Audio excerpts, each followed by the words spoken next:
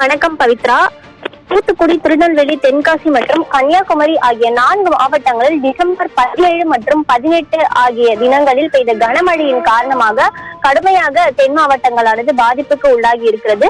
இதனை எதிர்கொள்ளவும் மக்களுக்கு தேவையான மீட்பு மற்றும் நிவாரண நடவடிக்கைகளை மேற்கொள்ள அமைச்சர்கள் மற்றும் அதிகாரிகளை பாதிக்கப்பட்ட மாவட்டங்களுக்கு தமிழக முதல்வர் மு.க.ஸ்டாலின் சென்று மக்களுக்கு பணி செய்வதற்காக அனுப்பி வைத்திருந்தார்.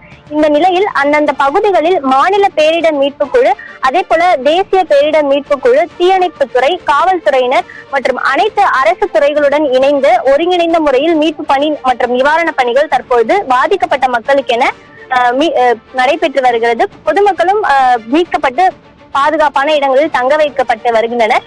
இந்த நிலையில் தமிழக முதல்வர் மு.க.ஸ்டாலின் அவர்கள் புதன்கிழமை, அதாவது இன்று வெள்ளத்தால் பாதிக்கப்பட்ட பகுதிகளை ஆய்வு செய்வதற்காக தூத்துக்குடி செல்வதாக அறிவிக்கப்பட்டிருந்த நிலையில் மத்திய குழு இன்று வெள்ளத்தால் பாதிக்கப்பட்ட பகுதிகளை ஆய்வு செய்ய உள்ளதால் இதனை கருத்தில் கொண்டு தமிழக முதல்வர் மு.க.ஸ்டாலின் நாளை தூத்துக்குடியில் பாதிக்கப்பட்ட பகுதிகளை நேரில் சென்று ஆய்வு மேற்கொள்ள உள்ளார்.